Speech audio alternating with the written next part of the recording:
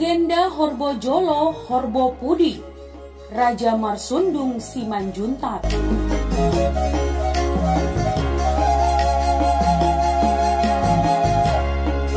Raja Marsundung menikah dengan Sobosihon Borusihotang. Ya, setelah istrinya Boru Hasibuan meninggal. Dikisahkan teman, Raja Parsuratan pernah merancang kejahatan kepada Simanjuntak Sitolusadaina sewaktu Simanjuntak Sitolusadaina masih bayi. Ketika Raja Mardaup lahir, Raja Parsuratan merancang kejahatan kepadanya, namun gagal berkat antisipasi opungnya Simanjuntak Sitolusadaina, yaitu si Godang Ulu atau si Hotang, maka Raja Mardaup selamat. Kisah ini diketahui Simanjuntak Sitolusadaina setelah mereka dewasa. Namun Simanjuntak Sitolusadaina tetap tidak pernah menaruh dendam terhadap kakaknya atas pesan dari ibunda tercinta agar Simanjuntak Sitolusadaina tetap menganggap Raja Parsuratan sebagai pengganti ayahnya.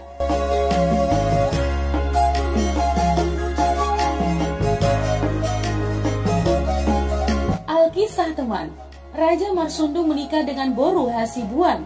Lalu mereka menetap di Hutabulu yang sekarang Parlumbanan. Mereka dikaruniai seorang putra bernama Raja Parsuratan dan seorang putri bernama Sipareme.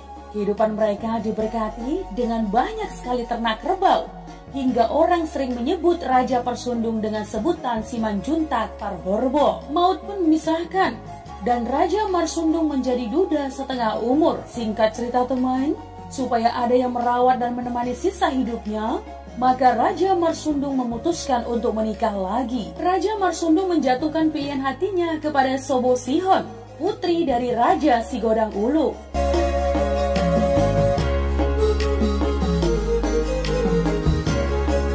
Kedatangan Raja Marsundung melamar Sobosihon sangat menggembirakan hati Raja Sigodang Ulu. Sobosihon pun menjadi istri Raja Marsundung. Mereka bermukim di Parlumbanan. Singkat cerita teman, tibalah waktu bagi Sobosihon untuk melahirkan.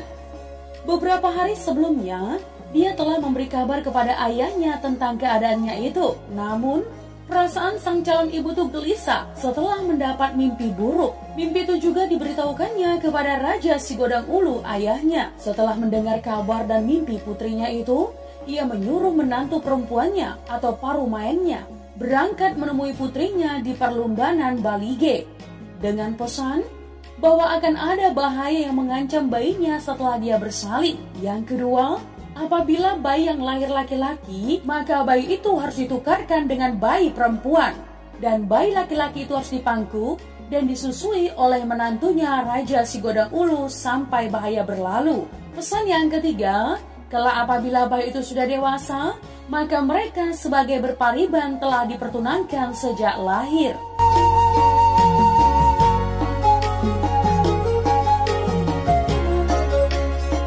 Sesampainya di Parlumbanan, menantu Raja Sigodang Ulu atau yang disebut Nantulang Naburju, dia mendapati Sobosihon sedang berjuang dibantu dukun berana atau si Baso untuk bersalin. Lalu kemudian teman, lahirlah bayi laki-laki. Dan setelah dimandikan, sang bayi langsung ditukarkan sesuai pesan tadi. Diadakanlah acara makan bersama untuk syukuran kelahiran bayi itu. Seluruh penduduk kampung diundang teman. Mendengar kabar bahwa adik tirinya adalah laki-laki, maka Raja Parsuratan menjadi benci dan ingin menyakiti adiknya itu. Sebab menurutnya, telah akan ada pewaris harta ayahnya selain dia.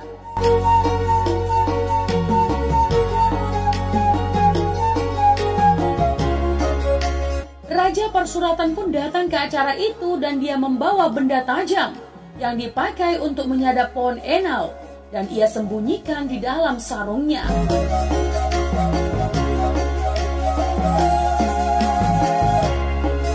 Kehadirannya membuat semua orang terharu sebab selama ini dia memusuhi ibu tirinya. Itulah penilaian orang kebanyakan. Padahal Raja Parsuratan hendak memanfaatkan momen itu untuk menyakiti adik tirinya. Lalu dia meminta supaya dia boleh memangku adiknya yang baru lahir itu. Dan bayi yang telah bertukar tadi pun dipangkunya sampai bayi itu basah atau kencing. Lalu, Raja Parsuratan ingin mengganti kain popok adiknya. Inilah kesempatan bagi Raja Parsuratan Ketika mengganti kain popok adiknya, maka dia berencana untuk menyelipkan benda tajam. Ketika kain itu dipakaikan, dia pun meminta kain pengganti itu kepada Sobo Sihon. Namun Sobo Sihon takut. Kalau Raja Parsuratan tahu bahwa bayi yang di pangkunya bukanlah adiknya, dia mengatakan kepada Raja Parsuratan supaya biarlah ibu yang menggantikan kainnya. Akan tetapi karena Raja Parsuratan tetap berkeras untuk mengganti kain adiknya, maka orang banyak pun menyuruh Sobo Sihon agar menurutinya saja.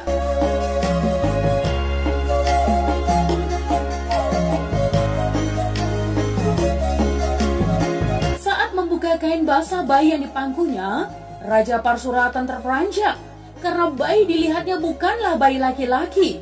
Merasa niatnya sudah terbaca, maka geramlah hatinya, dan dia berdiri lalu melangkahi bayi itu dan berjalan menghampiri Sobo Sihon dan berkata, "Orang mengatakan bahwa yang lahir adalah adikku laki-laki, tetapi engkau telah menipuku dengan memberi adik perempuan orang lain untuk aku pangku.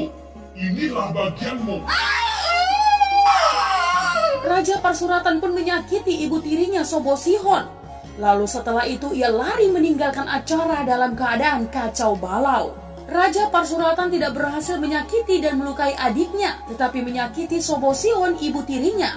Itu telah membuatnya cukup puas. Demikianlah Raja Merdaup diselamatkan Nantulang Naburju, yang rela menyeberangi Danau Toba demi menyampaikan pesan Raja Sigodang Ulu. Itulah sebabnya teman, sampai sekarang semua keturunan Simanjuntak dari Sobo Sihon sangat menghormati keturunan dari Sigodang Ulu, yaitu marga Sihotang.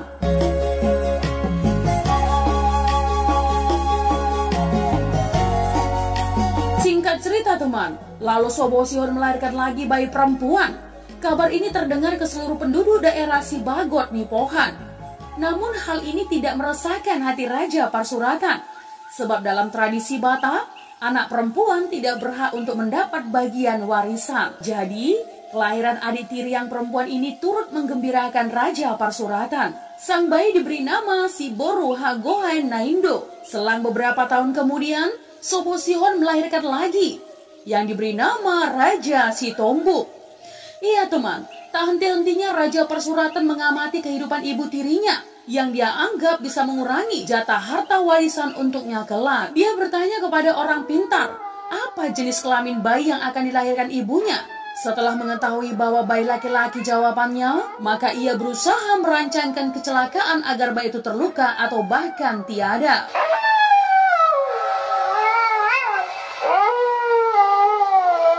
Saat ayah dan ibunya tidak berada di rumah, dia bekerja keras untuk memotong kayu penghalang papan yang ada tepat di sekeliling tiang tengah rumah atau tiang siraraisan, di mana setiap ibu rumah tangga yang hendak bersalin akan menyandarkan badannya di tiang itu, dan kain pegangan yang dipakai untuk bersalin juga digantungkan di situ. Adapun maksud Raja Parsuratan supaya ketika ibunya bersalin, kayu penghalang papan itu rubuh ketika diduduki. Setelah itu sang bayi akan celaka terhimpit. Apa yang terjadi? Ternyata kayu itu patah sebelum sang bayi lahir dan tembuslah lantai rumah itu teman. Karena kaget setelah tergeletak di kolong rumah, seketika itu melahirkanlah Sobo Sihon dan bayinya selamat. Bayi itu diberi nama Raja Sitombuk. Tombus dalam bahasa Indonesia tembus. Papan lantai rumah telah tembus dan kejadian itu pula lah yang membuat bayi dilahirkan selamat walau tanpa bantuan dukun beranak.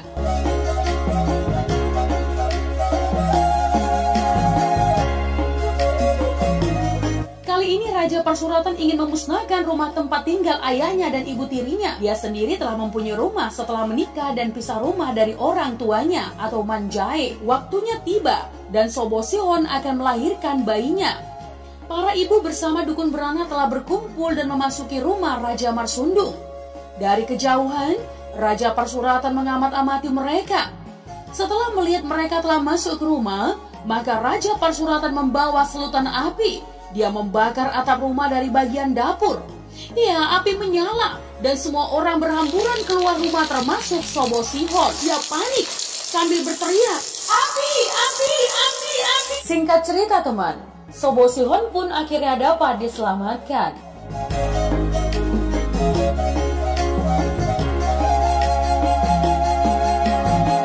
Ya, beberapa tahun kemudian di sore hari yang cerah, Raja Parsuratan melihat kedua adiknya perempuan yang tampak akrab. Si Pareme sudah gadis, dan Hagohan Naindo mulai remaja. Ya teman, kedua adik perempuannya ini sering sama-sama tidur dengan Sobosihon, ibu mereka. Hampir setiap malam keduanya menganyam tikar atau manggaledek. Dan bila sudah larut malam, mereka tidur tanpa menyalakan lampu. Sedangkan untuk menghindari gigitan nyamuk, mereka menutup badannya dengan tikar atau marbulusan.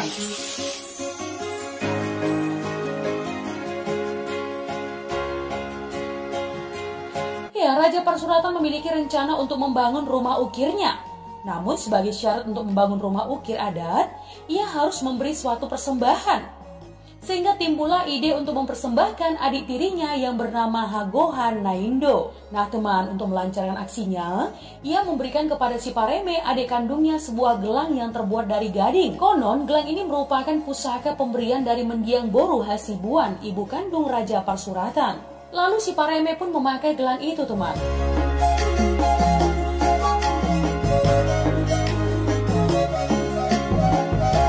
Melihat gelang yang sangat putih dan menyala dalam gelap, Hagohan Naindo tertarik akan gelang tersebut. Lalu Hagohan meminjam gelang itu dan langsung saja memakainya. Iya, seperti biasa mereka menganyam tikar. Setelah malam tiba, mereka tidur marbulusan.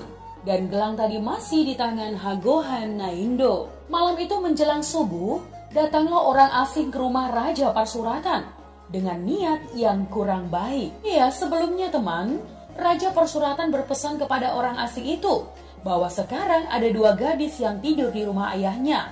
Dan gadis yang tidak memakai gelanglah yang harus dibawa sebagai persembahan.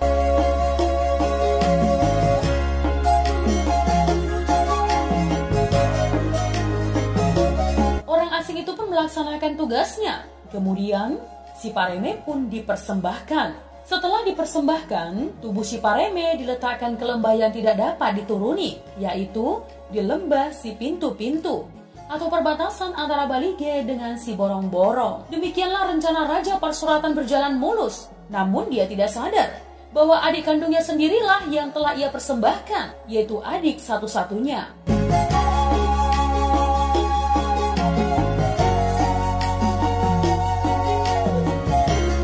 Melihat tindak tanduk anak tirinya, Sobosihon lalu bersusah hati. Apalagi setelah si Pareme diketahui telah dipersembahkan untuk membangun ukiran rumah Raja Parsuratan. Hal ini membuat Sobosihon jatuh sakit dan penyakitnya pun tambah parah. Saat penyakitnya semakin memburuk, ia memanggil kelima anaknya. Sedangkan Raja Parsuratan seperti biasa pergi ke sawah. Saat itu teman, Sobosihon berpesan, "Janganlah lupakan apa yang telah dilakukan oleh abangmu Raja Parsuratan. Akan tetapi jangan balaskan perbuatan jahatnya, karena hanya Mula Jadina Bolonlah yang bisa membalasnya. Raja Parsuratan itu adalah abangmu sebagai ganti ayah bagimu. Di mana dia duduk, janganlah kamu menghampiri dia. Dan jika kamu sedang duduk di suatu tempat, kalau dia datang, tinggalkanlah dia. Karena dia adalah ganti ayah bagimu yang harus kamu hormati. Jangan kamu menyusahkan hatinya, walaupun dia menyusahkan kamu. Bila kamu sedang menyalakan api di dapur rumahmu atau di mana saja, lalu asapnya terhembus angin ke rumahnya atau ke arah di mana abangmu berada, padamkanlah api itu supaya dia tidak mengeluarkan air mata karena asap apimu. Jangan bertengkar dengan abangmu. Sebab itu apabila tanamanmu ada yang condong tumbuh mengarah ke pekarangan rumahnya, seumpama tanaman pisangmu sedang tumbuh dan berjantung, maka lebih baik tebang saja itu, daripada setelah buahnya ada lalu diambil oleh anaknya dan kamu tidak bisa menahan emosimu dan bertengkar."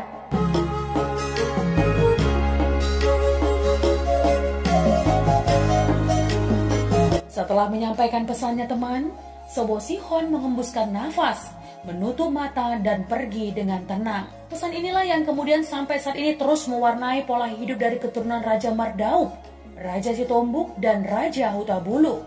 Dan pesan-pesan tersebut sangat dihargai dan dituruti oleh seluruh keturunan Simanjuntak Sitolu Sadaina.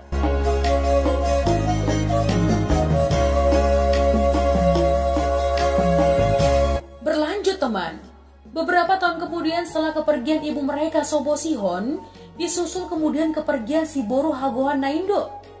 Ya, karena insiden yang dirancang oleh Raja Parsuratan. Dan ini membuat si Borunampon trauma untuk menjalani hidup tinggal di Balige. Dia sering menangis mengingat kejadian yang telah menimpa kakaknya. Dan singkat cerita teman, ia meminta kepada ketiga saudaranya agar dia diantar ke daerah si Raja Oloan, ke rumah Raja Sigodang Ulu Sihotang atau opungnya. Hal ini membuat ketiga saudaranya terharu.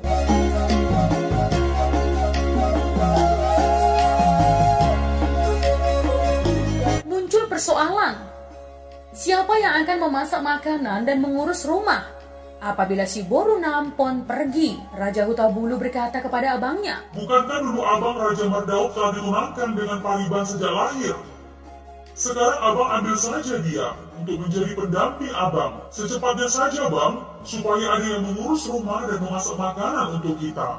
Perkataan ini membuka jalan pikiran ketiga saudaranya dan sekaligus membuka jalan bagi si Borunampon, ya, untuk dapat tinggal di kampung opungnya. Setelah si Borunampon diantar, kemudian ketiga bersaudara itu kembali ke Balige bersama paribannya yang telah menjadi istri Raja Mardauk, yaitu Boru Sihotang, cucu si Godang Ulu yang kemudian melahirkan 3 orang anak laki-laki. Yang pertama, Namora Tano, kemudian menikah dengan Boru Sihotang. Namora Sende, kemudian menikah dengan Boru Sihotang. Tuan Sibadogil, yang kemudian menikah dengan Boru Siagian Pardosi.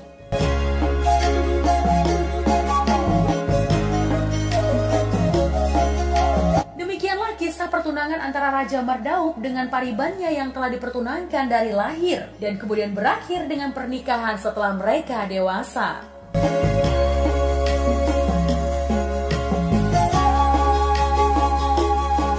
Kembali ke Raja Parsuratan. Setelah beberapa kali Raja Parsuratan mengelak dan memberi banyak alasan dalam hal pembagian harta warisan kepada adik-adiknya, tapi kali ini Raja Parsuratan tidak dapat lagi mengelak dan dilakukanlah pembagian warisan. Raja Parsuratan berkata, "Sekarang di hadapan tua-tua, aku akan membagi warisan peninggalan orang tua kita. Beginilah pembagiannya. Mengenai sawah, karena aku adalah anak dari istri pertama ayah, maka tanah persawahan yang pertama dialiri air adalah milikku. Dan karena ibu kita 2 orang, maka tanah akan dibagi 2 luasnya. Mengenai semua kerbau milik mendiang ayah kita, karena aku adalah anak dari istri pertama ayah, maka paha depan setiap kerbau merupakan bagianku. Sedangkan paha belakang adalah bagian kamu bertiga anak istri ayah yang kemudian."